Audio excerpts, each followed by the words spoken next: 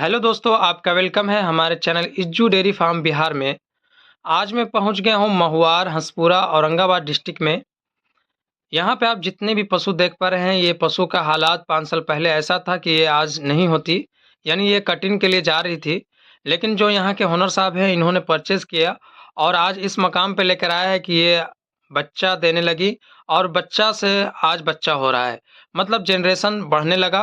तो यहाँ के जो भी ओनर हैं, मैं इनसे मिलवाऊँगा और उनसे पूरी जानकारी लूँगा। इनका मानना ये है कि फार्म को बिज़नेस के तौर पे नहीं, एक ढंग से पशुपालन यानी खिदमत के तौर पे किया जाए तो ज़्यादा प्रॉफ़िट हो सकता है और ज़्यादा बढ़िया होगा।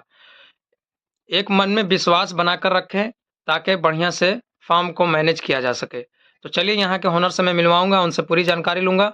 उससे पहले आपको मैं एक ही चीज़ कहूँगा, अगर आप हमारे चैनल पे पहली बार आए हैं तो चैनल को सब्सक्राइब करें, लाइक शेयर ज़रूर करें, कमेंट्स में हमें ज़रूर करके बताएँ। क्योंकि हमारा फ़ार्म विज़िट चल रहा है, मैं फ़ार्म विज़िट कर रहा हूँ अभी, तो मैं जितना हो सकेगा मैं वीडियो कवर करूँगा। नमस्कार सर, आपका मेरे चैनल पे आपका वेलकम है। आपका आप भी बहुत। थोड़ा-सा परिचय दे दीजिएगा। मेरा नाम हुआ आस्तिक शर्मा, जी। ग्राम महुआड़ हुआ। और ये औरंगाबाद जिले के हंसपुरा थाना अंतर्गत है। और मैं यहाँ विगत 2017 से हुँ। अनन्या डेयरी फार्म चला रहा हूँ। और मेरे पूर्व में भी पिताजी जब से उनका अपना 80 से जानवर रखते थे, जानवर से लगाव था। और इस कारण मेरे अंदर भी जानवर के प्रति अथाह प्यार है और इसी कारण मैं इसको कंटिन्यू कर रहा हूँ। आपके पास अभी सर कितना पशु है?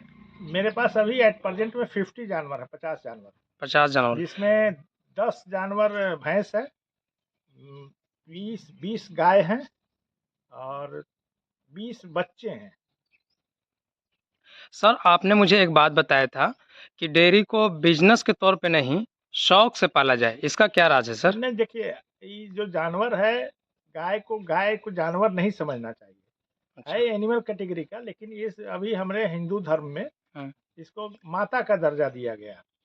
और मैं अभी करीब 50 साल का हो गया हूँ। हुँ। मेरा अनुभव बचपन से रहा है, सामाजिक जीवन में भी रहा है। तो मैं अगर इसको माँ के रूप में सत्कार दूंगा, सेवा करूंगा, इनका देखभाल करूंगा, तो इनका आशीर्वाद ही हमको काफ़ी रहेगा। लेकिन अगर बिजनेस की भाव से आप इनको रखेंगे, जैसे मान लीजिए आप बिजनेस भाव से रखते हैं, इनके बछड़े को आप हटा देते हैं, मशीन से दुहाई करते हैं और सारा देखभाल आप कमर्शियली जोड़ते हैं, इनके बछड़े को हटा देते हैं, तो वो बिजनेस में आपको बैठ जाइएगा, वो बिजनेस कामयाब नहीं होगा। और कई एक एग्जाम्पल है जो बिजनेस नहीं चला, कुछ कारण से, कुछ चल सकते हैं, कुछ चला ले होंगे, लेकिन जो अधिकतर चूंकि इनका वात्सल्य खत्म कर देते हैं आप।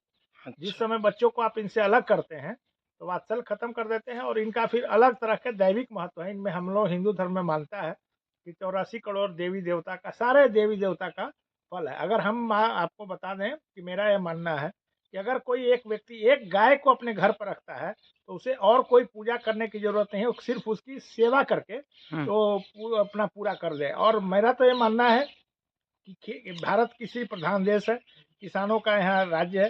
किसान अगर एक गाय रखता है हुँ। तो उसके जो खराब एग्रीकल्चर का जो वेस्ट मटेरियल है, पुआल, डंठल, भूसा, दाल भी बनाता है, तो छिलका वगैरह वो जानवर गाय माता को दे दे।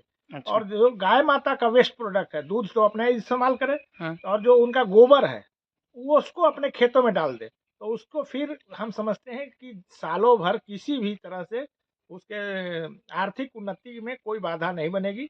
और मैं आपको बता दूं, किसानों को साल में 2 बार ही आमदनी होता है, एक चैत में, एक अगहन में। तो बीच में कोई आमदनी उनको नहीं होता है। तो किसान अगर गाय रखता है, एक गाय रखेगा, तो कम से कम 100 रुपया प्रतिदिन उसको आमदनी रहेगी दूध के बेचने से। तो जिससे वो अपना सब्जी दवा उवा के लिए किसी के पास मांगने नहीं जाएगा। हुँ। मेरा तो मानना है कि अगर 1 एकड़ जमीन जिसके पास है, हुँ। वो अगर 2 गाय रखता है तो उसे 200 रुपया पर डे मिलेगा। और मिनिमम खर्च काट के उसका आमदनी होगी। हुँ। और जानवर भी उसके खुशी रहेंगे, स्वस्थ रहेंगे, संपन्न रहेंगे, और उनका हेल्थ भी ठीक रहेगा। और उसका खेती का भी वो जो लैंड है वो फर्टिलाइज होते जाएगा। नहीं तो आज के दौर में जो जमीन, सबसे ज़्यादा खतरा हम लोग को ध्यान देना चाहिए कि जमीन इतना यूरिया का प्रयोग हो रहा है, गोबर गाय नहीं मिल रहा है, जिसके कारण वो काफ़ी बंजर होते जाएगा। आगे आने वाले समय में हम नेक्स्ट जनरेशन को बंजर जमीन सौंपने जा रहे हैं। अच्छा। तो सर आपके पास अभी 50 गाय है जी, टोटल, जी। इसको किस तरह आप मैनेज कर रहे हैं नहीं, सर? मैं बता रहा हूँ कि मैं गौशाला के रूप में अपना चलाता हूँ एक सेवा भाव से। हुँ। प्रतिदिन हमारा यहाँ जो दूध का उत्पादन है तो सालों भर 50 लीटर दूध हो जाता है, जिसमें 25 लीटर दूध लोकल में जो गांव के लोग हैं, क्योंकि गांव में भी जानवर लोग अब रखना छोड़ दिए हैं। कितने रुपए के हिसाब से? 50 रुपये लीटर इस साल से, पिछले साल तक 40 रुपये था। अच्छा। लेकिन 1 जनवरी से मैंने अपने बाबूजी को बोला कि आप जब दूध जिसको भी दें हुँ। 50 रुपये दें, हुँ। और भैंस का दूध अगर कोई लेता है तो उसको 60 रुपये दें, हुँ। और अगर नहीं तो मेरा डेयरी में भी दूध जाता है, तो अच्छा। गाय और भैंस दोनों का दूध जब मिल जाता है तो 45 रुपये का रेट हमको वहाँ से भी मिल जाता है। अच्छा। और दूसरी बात है कि जो जानवर का खान पान है तो मैं एकदम नेचुरल रखता हूँ। अच्छा। हरा चारा मैं कोशिश करता हूँ, गर्मी के दिन में भी खेत खाली रहता है, मक्का लगा देता हूँ। यहाँ बीज नहीं मिलता है, बाहर से मैं मक्का लाकर यहाँ लगवाता हूँ। अच्छा। और सूडान भी देता हूँ। उसके बाद बरसीम, मैंने हरा चारा, जौ, लोबिया सब चीज़ इसको देता हूँ। अच्छा। और मेरा कोशिश रहता है कि कम से कम साल में हर जानवर 6 महीना हरा चारा जरूर खाए मिनिमम, जिससे हमारा जानवर का जो फिजिकल कंडीशन है, हेल्थ है, वो ठीक रहता है। अगर मेरा ये मानना है कि अगर कोई जानवर हरा चारा नहीं मिलेगा तो उसमें आगे बहुत तरह की बीमारियां फैलेंगी और आएगी। और बाहर से बेरोजगारी बहुत है, लेकिन जानवर को खिलाने के लिए कोई नहीं मिलता है। मैं बाहर रोड पर जो बेरोजगार घूमते रहते हैं उनसे बोलता हूँ कि तुम यहाँ रोड पर घूम रहे हो, चलो मेरे यहाँ, वहाँ खाना मिलेगा, दूध मिलेगा, तुम रहोगे 10,000 रुपया मिनिमम, हम वेतन भी तुमको देंगे। 10,000 पर अभी है मेरे यहाँ 3 स्टाफ बाहर के काम करते हैं। तो सर अभी खिलाने का आपका कॉस्ट कितना आ रहा होगा? मेरा करीब 1 लाख रुपया अच्छा। पर मंथ खर्च होता है इस पर, जिसमें 30,000 रुपया मजदूरी में जाता है, तीनों को 10-10,000 रुपया देते हैं। अच्छा। उसके बाद 20,000 रुपया और लेबर कॉस्ट जाता है। जो गांव के लोग आते हैं, जो गोबर फेंकते हैं, फिर हरा चारा काट के लाते हैं, क्योंकि अधिकतर हमारा काम मैनुअल होता है। अच्छा। तो 3 आदमी जानवर के लिए रहना जरूरी है, 2 आदमी हरा चारा काट के लाता है। तो मान के चलिए 50,000 रुपया मेरा लेबर पर कॉस्ट, मंथ लेबर खर्च कॉस्ट है, लेबर कॉस्ट। जी। उसके बाद 50,000 में हमारा 30,000 पर डे 1 बोरा चोकर हम खर्च करते हैं इन लोग को। अच्छा, 50 गाय में? 50 गाय में अच्छा। 1 बोरा में 50 किलो 45 किलो रहता है, दोनों टाइम मिला कर ना सर? मिला के अच्छा। 1 बोरा। अच्छा। और 5 किलो सरसों खली सुबह और 5 किलो सरसों खली शाम में, 10 किलो सरसों खली यानी 300 रुपया लमसम प्रतिदिन। और मैंने नहीं, उसका 2 क्विंटल लगता है, 2 क्विंटल 1 महीना में लग जाता है। 2 क्विंटल। तो 2 क्विंटल में वो 3200 का मिलता है, करीब 6800 रुपया वो हो जाता है। उसके बाद नमक 1 किलो प्रतिदिन जानवर को तो मिलता है, 30 के जी। तो मिला जुला के खिलाने में हमको 40,000 50,000 रुपया लग जाता है। दवा का कॉस्ट मेरे यहाँ बहुत कम है, मेरे जानवर बीमार बहुत कम पड़ते हैं। क्या कारण हो सकता है उसका सर? कारण है कि उनका प्रॉपर देखभाल, शुद्ध खाना। अच्छा। और उनका एक रख रखाव एकदम पारिवारिक माहौल में, हम जैसे अपने परिवार को देखते हैं उसी तरह से इन लोग का।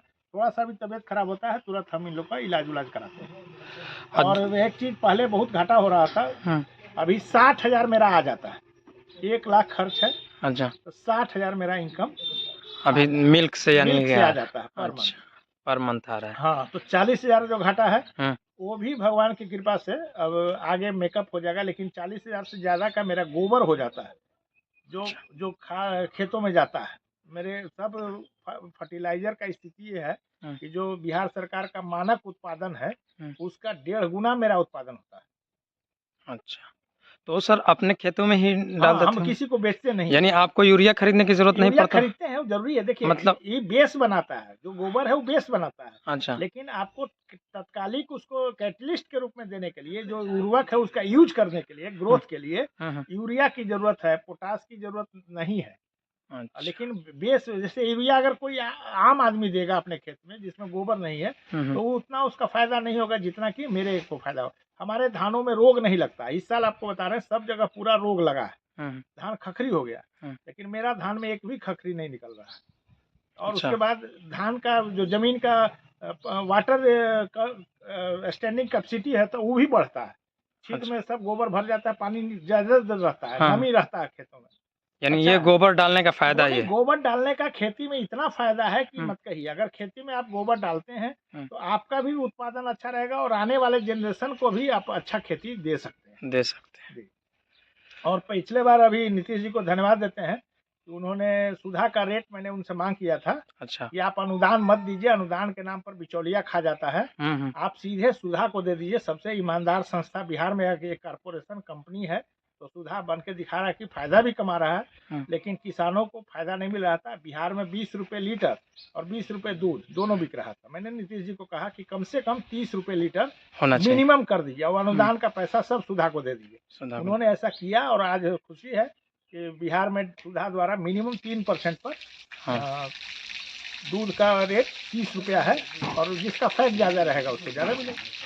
चीज़ और आपको बोलेंगे, हम मांग किए हैं कि किसानों का सेक सीमेंट का इस्तेमाल होना चाहिए। हम्म, बिहार सरकार सेक सीमेंट प्रोवाइड करे, हम्म, लेकिन हम पिछले बार पशुपालन सचिव से भी मिले थे, हम्म, उन्होंने कहा कि ये नेचुरल हो जाएगा, हम चाहते हैं लेकिन सरकार नहीं चाहती है, हम्म। क्योंकि बछड़ों का बिहार में अब उपयोग नहीं है, नहीं, अब कोई काम नहीं कोई रहा। काम नहीं है। हम्म। और बछड़ों का उपयोग सिर्फ फिर गोसाई का सारे खाने में जाने का हो जाएगा, और नहीं तो अगर छोड़ेंगे तो जानवर का फसल बर्बाद करेंगे। बर्बाद तो करेगा। इसलिए बछड़ों का जब यूज नहीं है, साल से सारा चीज आर्टिफिशियल हो रहा है, हम्म, तो सेक सीमेंट बिहार सरकार को सप्लाई करना चाहिए। हाँ, अगर सेक सीमेंट सप्लाई करे, और साल में पशुपालन में किसानों को सरकार से बस 2 चीज चाहिए, टाइमली वैक्सीनेशन हो जाए, हाँ, जो कि इस मार्केट में वैक्सीन मिलता नहीं है, सरकार का जिम्मेवारी है, हाँ, और टाइमली सेक सीमेंट उपलब्ध सब ब्लॉक में हो जाए। जो नौजवान बेरोजगार ट्रेनिंग ले रहे हैं उनको भी दिया जाए, तो हाँ। एक तरह से रोजगार भी एक अच्छा हो जाएगा कि बिल्कुल। उनको सुविधा दे सरकार की तरफ से, उनको ऑपरेटर्स मुहैया कराया जाए, हम्म, उनका नाइट्रोजन रखने का सब चीज जार व्यवस्था करे। हम्म, तो एक तो समझिए तो डेयरी और एग्रीकल्चर हम्म, दोनों में रोजगार का व्यापक स्कोप है, हम्म, अगर इसको समझे तब तो। लेकिन लोग समझना नहीं चाहते हैं, इस पर कोई प्रयास नहीं करते हैं। हम्म। आज डेयरी में आदमी से ज्यादा ये जरूरत है डॉक्टर का, लेकिन डॉक्टर यहाँ डॉक्टर नहीं आ पाते हैं। नहीं है। और हमारे देश का आपको बता दें कि ये तो जानवर अपना रोग बता नहीं सकते हैं। हम्म, अमेरिका में जो सबसे ज्यादा मेरिटोरियस लड़के रहते हैं, उनको जानवर का डॉक्टर बनाया जाता है, और भारत में जो सबसे मेरिटोरियस हैं वो आदमी के डॉक्टर बनते हैं, जी। और जो सबसे कम मेरिट वाले हैं वो जानवर के डॉक्टर बनते हैं। तो ये रोग तो बता नहीं सकता है, इसका नहीं। उतना एक्सरे और जांच भी नहीं हो सकता है। तो नहीं। यहाँ पर सबसे ज्यादा अनुभवी लोगों को जरूरत है। तो हम बिल्कुल। तो यही कहेंगे कि जो नौजवान पशुपालन के जानकार हैं, उनका ट्रेनिंग कराकर ये आर्टिफिशियल एनिमेशन और जो दवा इलाज के लिए उनकी सुविधा किया जाए। बिहार सरकार के डॉक्टर उतना, एक ब्लॉक में एक डॉक्टर रहता है, 20 पंचायत रहता है, कहीं जा नहीं पाएगा, तो कम से कम बेरोजगार अपना जाएगा तो किसान का जानवर खुश होगा, वो अपने खुशी से उसको इलाज के लिए पैसा देगा, दवा के लिए पैसा देगा, अच्छा इलाज होगा। यही चाहिए सरकार से, और अनुदान वगैरह में तो खाली घोटाला करने के लिए लोग बैठे हुए हैं। चलिए सर, थैंक यू सर। बहुत अच्छा लगा।